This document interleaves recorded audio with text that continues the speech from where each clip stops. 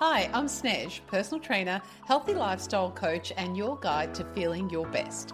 This podcast is a segment from my weekly radio show, Wellbeing Wednesdays, broadcast live on 88.6 Plenty Valley FM. It's all about sharing real, practical tips to help you move more, eat better, and live healthier without the overwhelm. Let's dive in, shall we?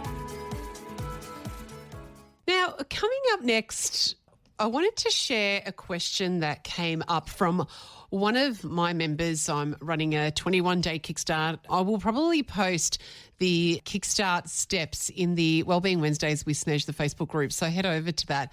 But wanted to answer a question that came up because I really loved the question, because I imagine that many people have the same question and secretly wonder about this. And the question was, so it was more of a statement. So at the moment, it's kind of calories in and calories out, but what to do with stored fat?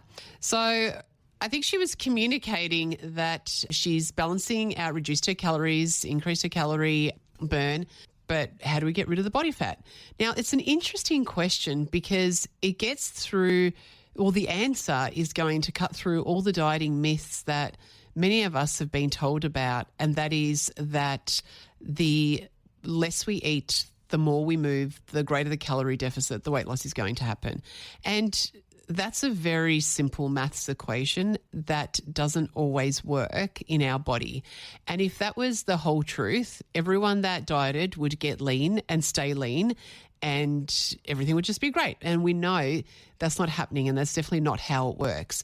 And it's because weight loss or body fat loss isn't just a maths equation. It's more of a biology equation, and there's many aspects of that equation. It's more of an advanced equation. And I think it's really important to start to understand what is actually impacting, firstly, the way that our bodies release fat, but also how do we know that we are actually burning enough? Do we just count calories and just sit in that deficit? But when it's not working for us, then what have we got left? We've got lots of questions and we're unsure of what to do. So I think the point to start with is that your body wants to hold on to fat because it is a protective mechanism. It's a mechanism to protect us in the event of a famine or in the event that we need some excess stored energy because we need to move quickly or we need to move away from a threat. So it will release fat from fat cells quite readily when the conditions are right. And we're just about to unpack what that actually means. So firstly, we need to understand that insulin is your storage hormone. So every time insulin is elevated from regular snacking throughout the day, insulin is always there, but it does elevate in response to food, but it does have an over-exaggerated response when there is a quicker flood of glucose into the bloodstream through sugary foods or through refined carbohydrates, or when you're not leaving enough of a gap in between your meals. So your body, when it gets that rush of sugar into the bloodstream, or when you're eating very frequently, and I'm not talking about your 4 meals a day, I'm talking about having breakfast and then an hour later having a coffee and then an hour later just grabbing a handful of lollies and, bits and pieces throughout the day. And so what your body feels at that point is, let's store this excess. There's a good extra consumption of food here that would be great in the case of emergency. So let's store it and not burn it. So even if you're in a calorie deficit, if insulin is constantly high, it's going to make it a lot harder for your body to unlock those fat stores. And so we want to make sure that we try and avoid that situation, because otherwise your body never really gets the chance to switch into a fat burning mode. The other part of the equation is cortisol, your stress hormone, which goes up when you're underslept or when you're overworking or when you're skipping meals. and the body feels that it's under a threat because there's no food coming. So it does quite quickly go into the famine mode. There's no food around. That cortisol spike messes with our blood sugar levels, which can then lead to cravings, which means that you're snacking more frequently on the high sugar foods, which then affects the insulin. And it all kind of ties in together. But when your body feels unsafe, it doesn't want to let go of the fat. It hangs on to it as a survival backup. And this is something that we definitely need to address because it is impacting the way that your body is releasing fat and how readily you can actually lose body fat. So the thing is that the other aspect of this equation is that the calorie tracking may not always be super effective, and fitness trackers and apps give us that illusion of insight into data or that feeling of control. But the reality is that those numbers are only estimates. They can't actually tell you how much you're absorbing, how much you're storing, or how much you're wasting through heat. And there are so many different aspects of the way that your body is made up, how much muscle mass you're carrying, how much you're moving throughout the day. There's so many different factors, not only on the calories that are found in food, that's been pretty well documented now. So we know that that's relatively accurate, although it is an estimate, especially if you're using estimates to food that you are preparing at home. But the other side of it is the way that we're using these calories really changes depending on your body. And the body is quite adaptive throughout the day. It changes its metabolism or how much it's burning depending on your stress levels, depending on your diet history, depending on your muscle mass, depending on how warm the environment is that you're working in or how cold it is. There's so many different aspects of what causes calorie burn. So when we're choosing to focus on calories, it's often false precision that we're trying to work through. So we don't always have accurate data to be able to make good decisions on. So the best way to look at it then, what we need to do instead is think about putting your body in a position where it doesn't experience those blood sugar fluctuations through insulin, so that we're eating foods that are higher in protein. We'll go through all those, but we're eating foods that are going to regulate our blood sugar levels and not allow for those spikes.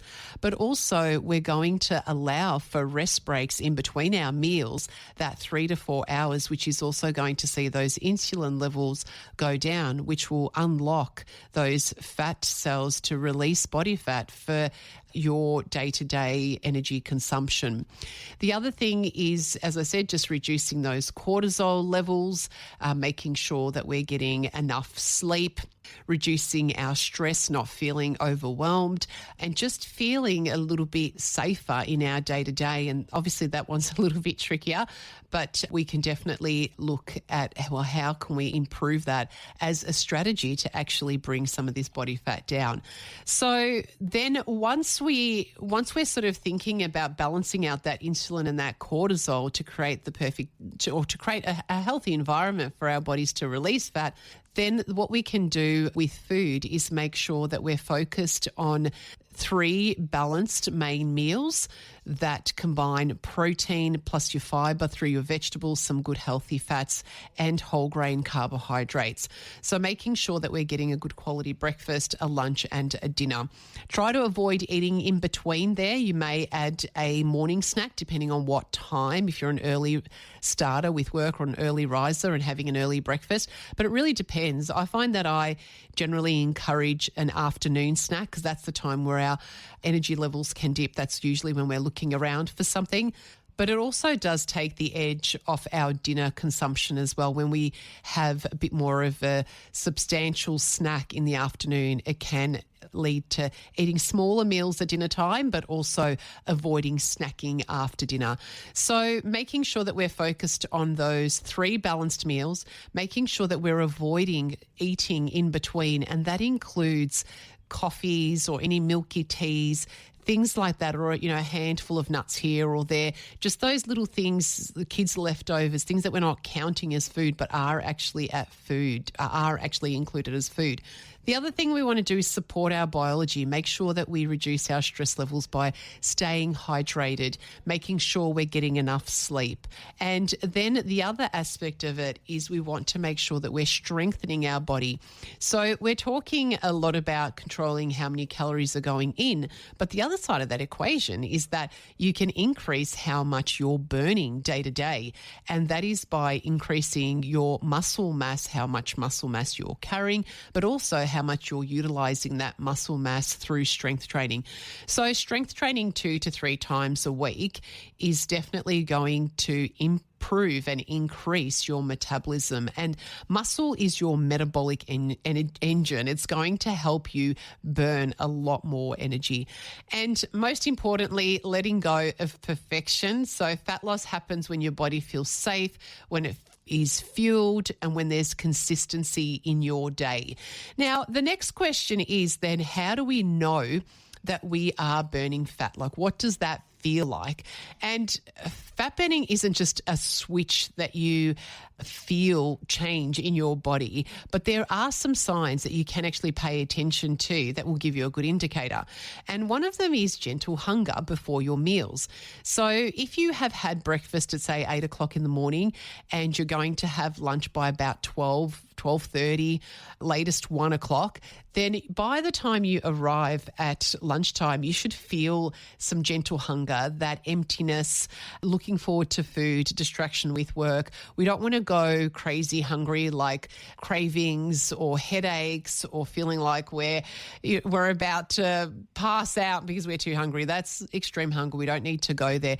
But we do want to have those natural signs of hunger and steady energy in between meals. And what's happening then is that we know that at that point in time, our body is starting to utilize the stores that it has in place. So the most important thing is to create those gaps, make sure that we're eating to 80% full so that we experience hunger at that next meal. And it's in that time, that 20, 30 minutes time, and in your overnight sleep without food is when you are actually utilizing those fat stores.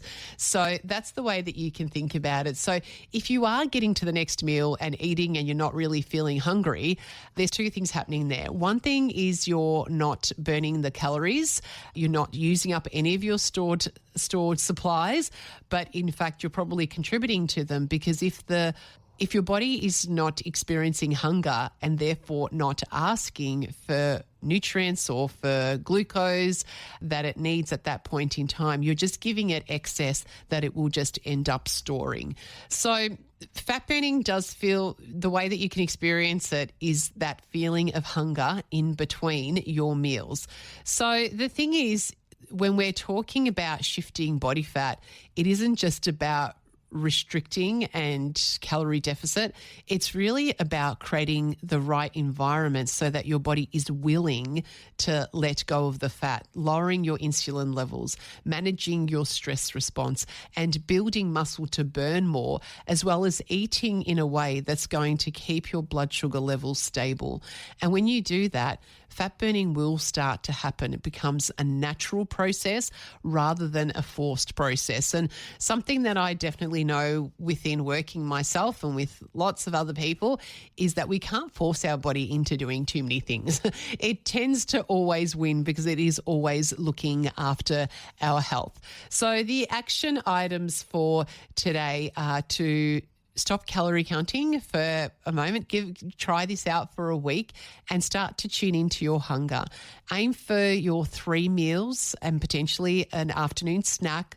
Avoid the grazing or snacking or drinks in between, and see if you can experience that gentle hunger 20 minutes, half an hour maximum before your next meal. And if you cannot, it means the meal before that needs to be reduced and adjusted because it was obviously too much for you. And that is a great sign that your body's going to start to lean into and utilizing some of that stored energy. So Great question from the member, and a gentle reminder to you as well that if you do have any questions that you would love to see me answer, then jump onto the Wellbeing Wednesdays with Snez, the Facebook group, and I will take you through, I will answer it live on air. Thanks for joining me on this segment from Wellbeing Wednesdays, as heard live on 88.6 Plenty Valley FM. If you enjoyed this episode, share it with someone who might find it helpful and subscribe so you never miss a show. Want to catch the live broadcast? Well, you can tune in Wednesdays from 12 till 2 p.m. on 88.6 Plenty Valley FM, or find my info on Wellbeing Wednesdays with Snez, the Facebook group. Take care, stay healthy, and remember, it's the little choices every day that create big changes. Talk soon.